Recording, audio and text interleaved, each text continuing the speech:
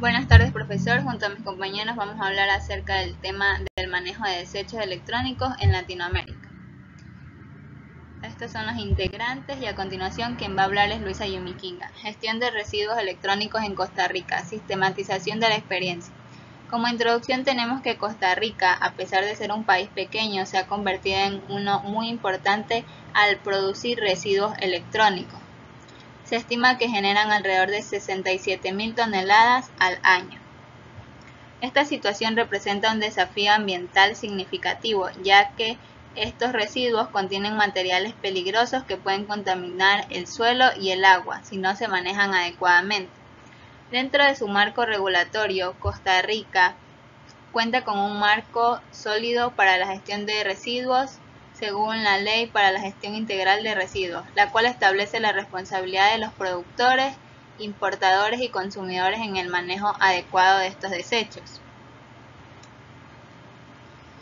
Además de esto, la sistematización de esta experiencia permite comprender los logros alcanzados, las elecciones que se dan, los retos que se pueden dar por delante y las lecciones aprendidas. Es importante recalcar que existen actores que se involucran dentro de esta gestión. En la gestión de estos residuos en Costa Rica participan diversos actores, como por ejemplo está el sector público, donde se encuentra el Ministerio de Salud, el Ministerio del Ambiente, Energía y además el Sistema Nacional de Áreas de Conservación. En el sector privado se encuentran las empresas productoras e importadoras de aparatos eléctricos y electrónicos, los cuales son responsables de financiar la gestión de sus residuos. En cuanto a las organizaciones no gubernamentales, se encuentra la sensibilización y educación ambiental sobre la importancia del reciclaje. Y en algunas instituciones académicas, como las universidades y centros de investigación, realizan estudios e investigaciones sobre la generación, caracterización y gestión de recursos de residuos eléctricos en Costa Rica. En cuanto a los desafíos y oportunidades, tenemos que a pesar de los avances logrados, la gestión de residuos en Costa Rica aún enfrenta algunos desafíos, como lo es la falta de conciencia, la infraestructura limitada y algunos costos, que los tratamientos de estos residuos pueden ser costosos y esto en algunas empresas puede evitar que cumplan con sus responsabilidades. Sin embargo, también existen algunas oportunidades para mejorar la gestión de estos residuos, como lo son el fortalecimiento del marco regulatorio, las campañas de sensibilización, la inversión de infraestructura y la promoción de la economía circular. Gracias. Bueno, a continuación, Fernando López con el marco jurídico ecuatoriano respecto a los residuos tecnológicos para el cuidado del medio ambiente. Esto trata sobre el aumento del uso de dispositivos electrónicos que han llevado a un crecimiento significativo de los residuos tecnológicos, también conocidos como residuos de aparatos eléctricos y electrónicos, o abreviado RAE. Estos residuos contienen materiales peligrosos que, si no se gestionan adecuadamente, pueden causar graves daños al medio ambiente y a la salud humana. En Ecuador se han implementado diversas leyes y regulaciones para abordar este problema y promover el manejo adecuado de los RAE. Tenemos lo que es la legislación principal, donde está la Constitución de la República del Ecuador del 2008, que aquí se establece la protección del medio ambiente como un derecho fundamental. En el artículo 14 se reconoce el derecho de la población a vivir en un ambiente sano y ecológicamente equilibrado. Además, en el artículo 15 prohíbe el uso de tecnologías que puedan causar daños irreparables al medio ambiente y a la salud humana. En la Ley de la Gestión Ambiental de 1999, pues este es el marco general para la gestión ambiental en Ecuador y su objetivo es prevenir, controlar y mitigar la contaminación ambiental, incluyendo la generada por residuos peligrosos como los RAE. Esta ley establece la responsabilidad de los generadores de residuos de manejar adecuadamente estos desechos y promover prácticas de reciclaje y reutilización. En el Código Orgánico del Ambiente de 2017, pues esta es una de las principales herramientas jurídicas para la gestión ambiental en Ecuador, que incluye disposiciones específicas sobre la gestión de residuos sólidos y peligrosos, y también los aspectos más relevantes que están relacionados con los RAE incluyen la gestión integral de residuos sólidos, que aquí se establece la obligación de los gobiernos locales de implementar sistemas de gestión integral de residuos sólidos, incluyendo la recolección, el transporte, el tratamiento y la disposición final de los RAE. En la responsabilidad extendida del productor, aquí se introduce un concepto de REP, donde los productores, importadores y distribuidores de productos electrónicos son responsables de la gestión de los residuos generados por sus productos. En el Reglamento para la Gestión Ambiental de los Desechos Especiales del 2008, este reglamento desarrolla las disposiciones de la Ley de Gestión Ambiental en relación con los desechos especiales, incluyendo los RAE, o sea, los residuos de aparatos eléctricos y electrónicos.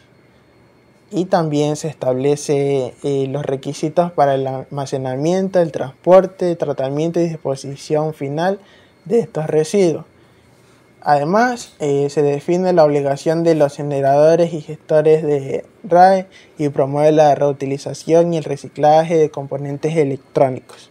Por último está la resolución 022 de 2015 del Ministerio del Ambiente, en donde esta establece los lineamientos específicos para la gestión de RAE en Ecuador, que incluye la obligación de los productores e importadores de registrar sus productos y reportar anualmente la cantidad de RAE generados. Además, promueve la creación de sistemas de recolección y reciclaje y fomenta la educación y concientización sobre la gestión de residuos tecnológicos. Alcíbar Espinosa Naomi, sobre las actividades que generen desechos peligrosos. Los desechos considerados peligrosos generados en las diversas actividades, tanto industriales, comerciales, agrícolas o de servicio, deberán ser devueltos a sus proveedores, quienes se encargarán de efectuar la disposición final del desecho mediante métodos de eliminación establecidos en las normas técnicas, ambientales y regulaciones expedidas para el efecto. Generación de residuos peligrosos. Según la RCRA, los generadores de desechos peligrosos son el primer eslabón en el sistema de gestión de desechos peligrosos. Todos los generadores deben determinar si sus residuos son peligrosos y deben supervisar el destino final de los mismos. Además, los generadores deben garantizar y documentar completamente que estos desechos peligrosos que se producen se identifiquen, gestionen y también se traten adecuadamente antes de reciclarlos o eliminarlos. Alternativas y actividades. Cuando hablamos de alternativas, encontramos tres importantes, las cuales van a ser útiles para la clasificación de los residuos peligrosos. Como primero encontramos el reciclaje, que esta es una de las alternativas más productivas en este tipo de casos.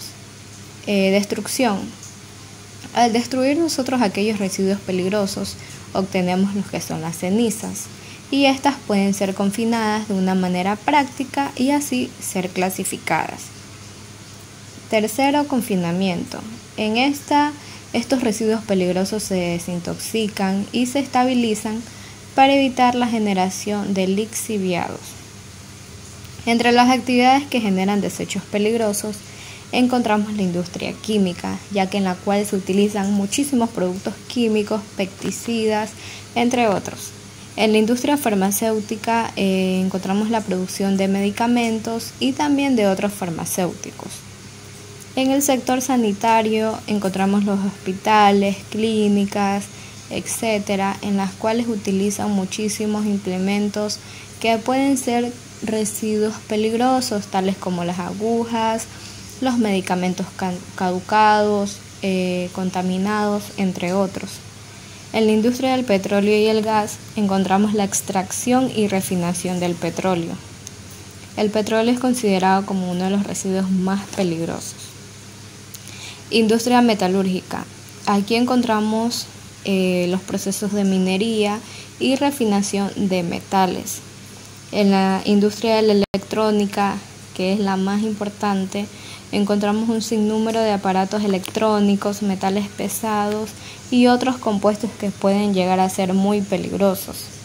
En la industria automotriz encontramos lo que es la producción y el mantenimiento de vehículos, en los cuales para realizar este tipo de procesos se utilizan aceites, baterías, entre otros, que pueden ser productos peligrosos.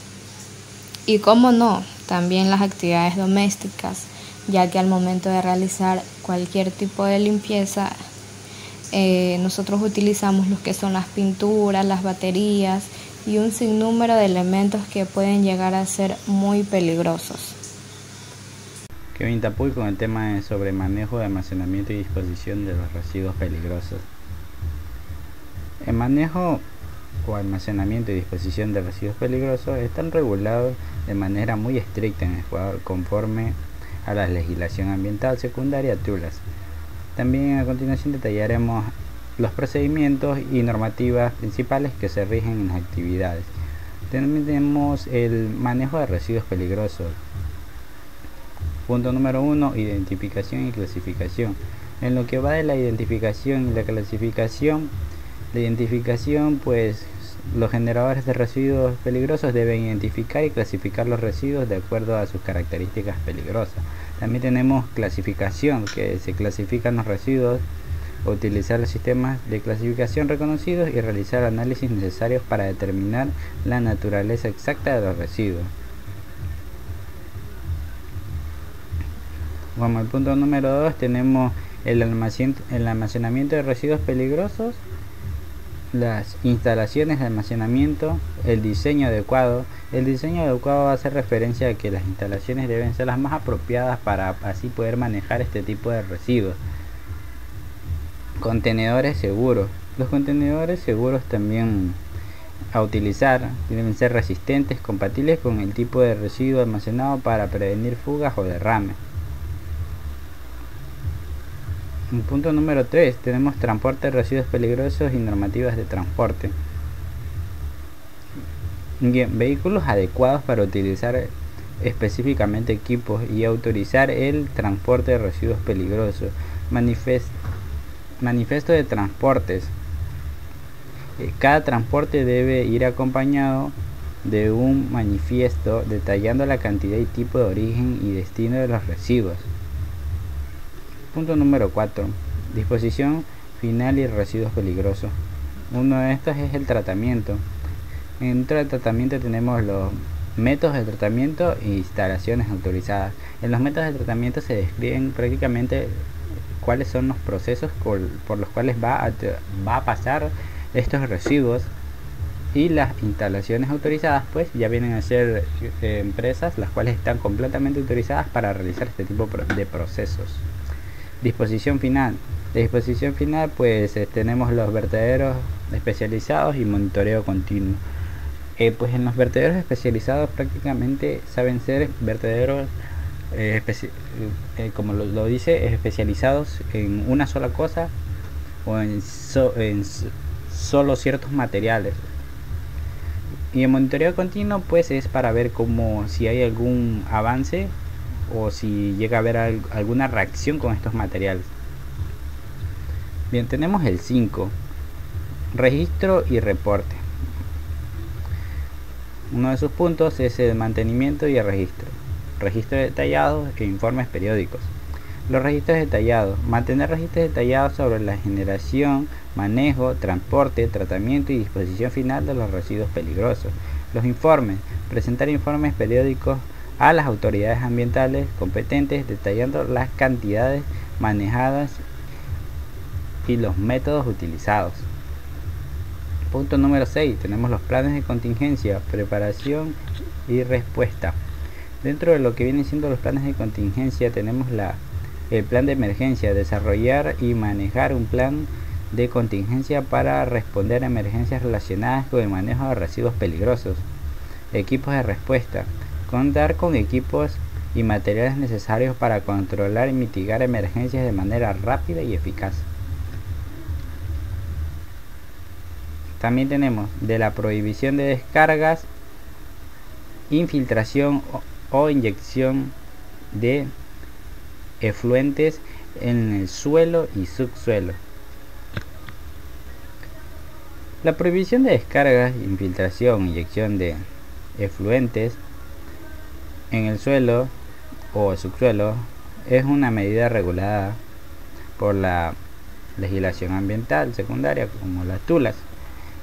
En Ecuador, para proteger los recursos naturales de la salud pública, esta normativa tiene como objetivo prevenir la contaminación del suelo, las aguas subterráneas, para que puedan ser afectadas negativamente por la presencia de efluentes contaminantes. A continuación les detallaré las características, los puntos y sus características. Uno, tenemos la prohibición general, descargas de efluentes. Primera característica es la prohibición absoluta. La prohibición absoluta está estrictamente prohibida la descarga directa o indirecta de efluentes líquidos al suelo y al subsuelo. Esta medida se aplica tanto a efluentes domésticos e industriales. Tenemos la protección de agua subterránea. La normativa enfatiza la protección de las aguas subterráneas, evitando cualquier acción que pueda provocar la contaminación. Tenemos la infiltración controlada. La infiltración controlada debería de los afluentes en el suelo está prohibida salvo en casos excepcionales donde se demuestre que no hay riesgo de contaminación y se cuente con las autorizaciones correspondientes. Los puntos número 2, normativas específicas y excepciones. Dentro de esto tenemos los permisos especiales y una de sus principales características es la evaluación del impacto. En casos donde se considere una excepción se requiere una evaluación exhaustiva del impacto ambiental y la obtención de permisos especiales. Tecnología segura. La excepción debe estar respaldada por el uso de tecnologías avanzadas que aseguren la neutralización de contaminantes antes de cualquier infiltración controlada.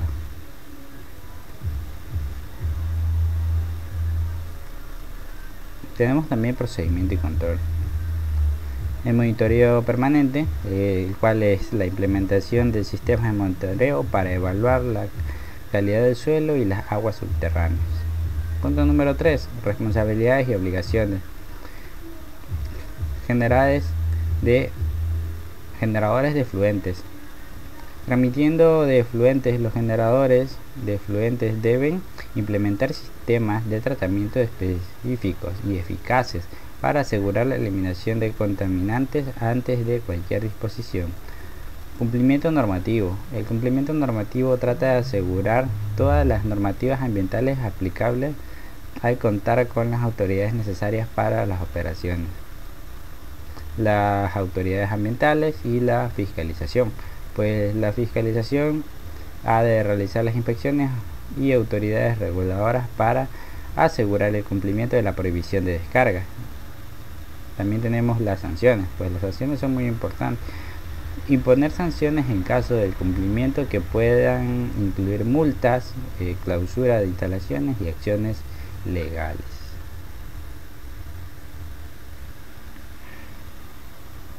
Como punto número 4 tenemos el impacto y beneficios de la prohibición. La protección ambiental, una de sus principales características es la conservación de ecosistemas, evitar la contaminación del suelo y las aguas subterráneas, contribuye a la conservación de ecosistemas terrestres y acuáticos.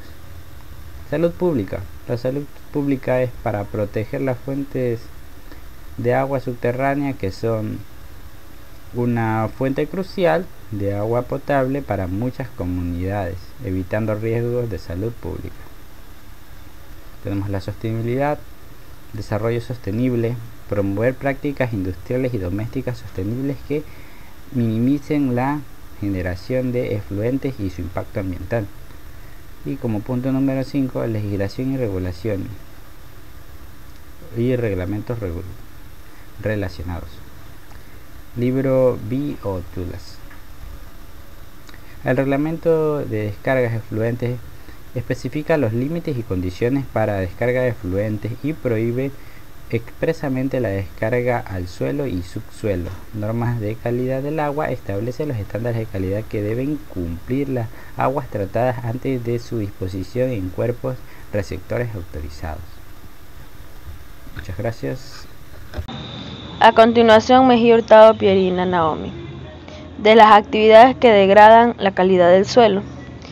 Las organizaciones públicas o privadas dedicadas a la comercialización, almacenamiento o producción de químicos, hidroelectricidad, exploración y explotación hidrocarburífera, minera y agrícola tomarán todas las medidas pertinentes a fin de que el uso de su materia prima, insumos o descargas provenientes de su sistema de producción o tratamiento no causen daños físicos, químicos o biológicos a los suelos.